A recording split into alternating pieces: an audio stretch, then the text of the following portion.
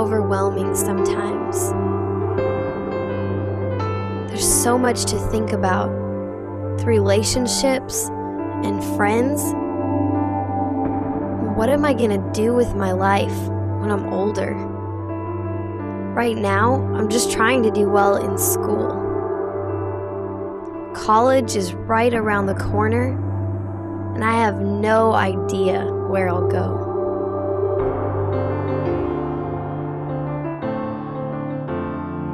When life gets like this, I'm reminded of a verse. Whatever is true, whatever is noble, whatever is right, whatever is pure, whatever is lovely, whatever is admirable, if anything is excellent or praiseworthy, think about these things. Whatever you have learned, put it into practice, and God's peace will be with you. Yeah, life is going to be amazing.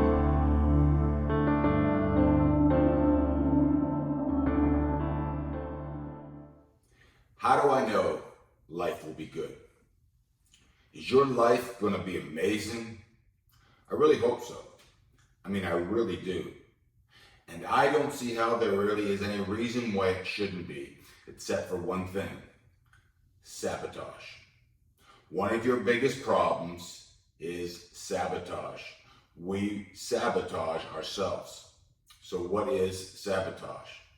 Sabotage means to break, to destroy, to blow up, just to go ahead and to ruin something on purpose. So it means you're either breaking, destroying, you're wrecking something, you're ruining something that was not ever meant to be that way.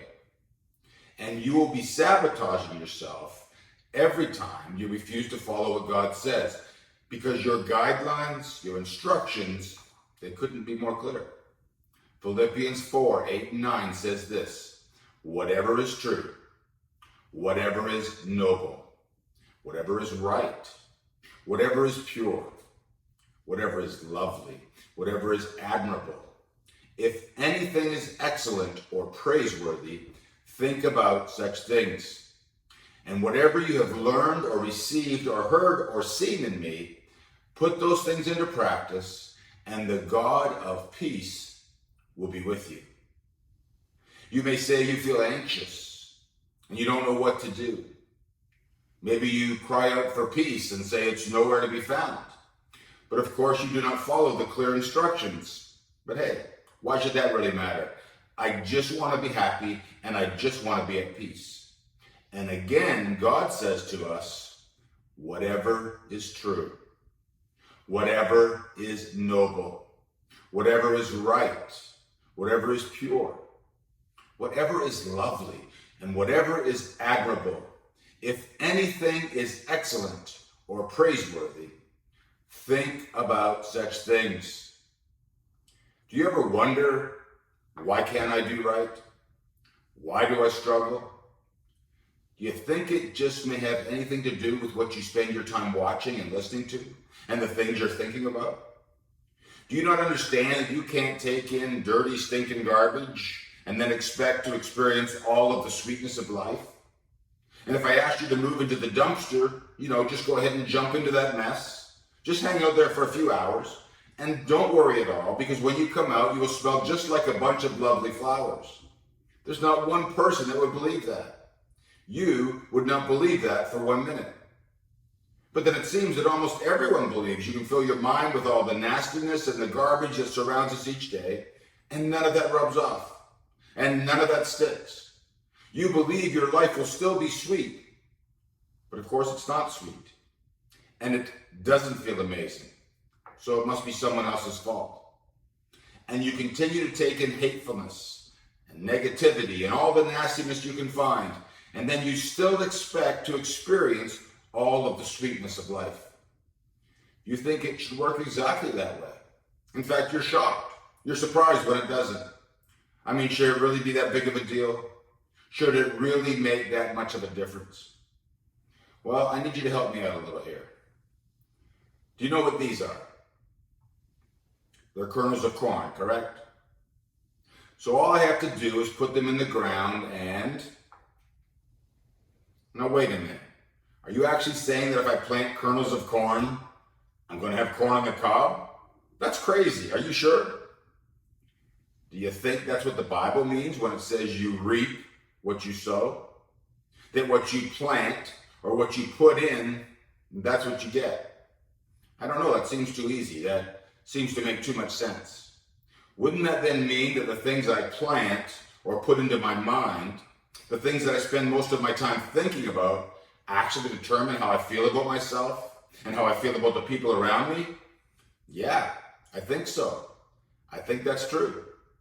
Let's try something else here. Let's look at these few pictures.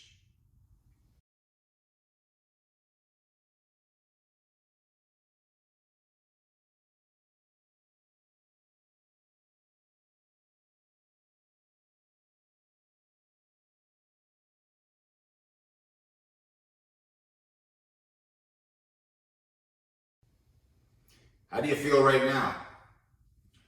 A little sad and depressed, right? This isn't how I wanted to start my weekend.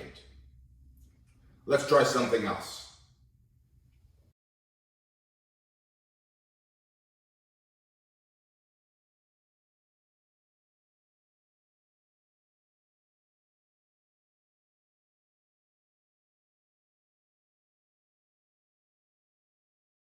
Well, that's a lot better, don't you think?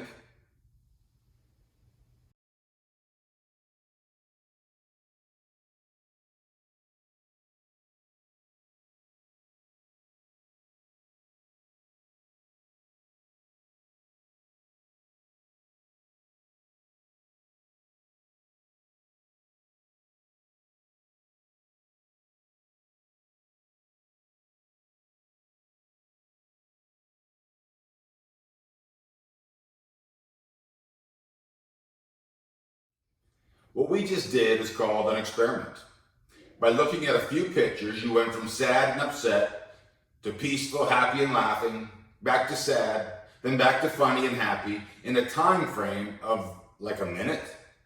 Those pictures actually changed what you thought and how you felt. Now think about what you spend most of your time planting or putting into your mind. You know, all the things you have convinced yourself they just don't matter, it doesn't affect me at all, they're just things. But what I've been trying to convince you for quite some time now is that they are not just things, because everything counts and everything matters.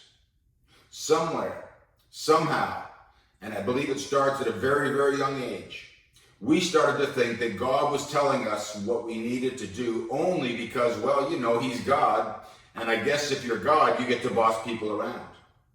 At a very young age, we come up with the idea that if someone tells us to do something or not to do something, they are obviously power-hungry monsters out to ruin our lives.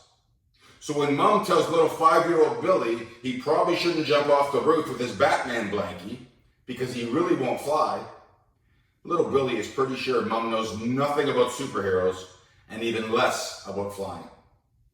And even when little Billy is laying on the ground with a busted leg, he really doesn't want to figure out, well, maybe Mom was right. He just convinces himself that next time he needs a much bigger blanket. And at some point, we started seeing the laws of God, the rules and the directions from God as something where He intends to hold us back and to hold us down, to take from us and rob us of our life. He just doesn't want us to fly. And it turns out that we have it completely upside down. Because that view or picture of God makes no sense at all. It's as ridiculous as thinking we can plant tomato seeds and get corn. And almost nobody I know thinks that. God, as the creator and giver of all life, out of His great love for us, gives us rules, directions, and guidelines so that we may experience life and that we may experience joy at its deepest, most fulfilling levels. He is taking nothing from you. He is giving you everything. He is giving you everything you need so that your life will be amazing. So He says to us, whatever is true, whatever is noble, whatever is right, whatever is pure, whatever is lovely, whatever is admirable, if anything is excellent or praiseworthy, think about these things. Whatever you have learned or received from me or seen in me, he says, put it into practice, and the God of peace will be with you. So now, it is up to you. How much time you actually spend doing exactly that. If you're honest with yourself, it's probably not that much time at all. This is why so many young people are never happy, or they're always right on the edge of a meltdown. And it doesn't matter how much you tell them how good they have it. Well, in my day, we had to walk uphill both ways to school. No, that doesn't matter. Everything makes you mad. You hold a phone in your hand that literally has at least 10 times the computing power of all the computers we ever had when we first started this school. And you send a text and it doesn't go through instantly and you're frustrated. It took more than 1 second and you're angry. Think about that. You are sending a signal from your grubby little hand into space. It breaks through the atmosphere, races towards a satellite that is orbiting the Earth, bounces off the satellite, and finds your knucklehead friend walking through the mall. He or she looks at his phone and it says, LOL. And that super important message seems to take longer than you think it should, and life stinks. Oh yeah, and you definitely need a new phone. Adults aren't any better. Hey buddy, how was your flight? Oh, my flight was horrible. I will never fly this airline again. Did you know the internet wasn't even working on the plane? Are you serious? You were 3 or 4 miles above the ground, sitting in the tube, moving at 600 to 700 miles an hour, drinking a Coke, eating a snack, but all of that is absolutely worthless because you can't update your Facebook with a picture of your dessert that nobody cares about anyway. So many things are just plain amazing, but nobody is happy.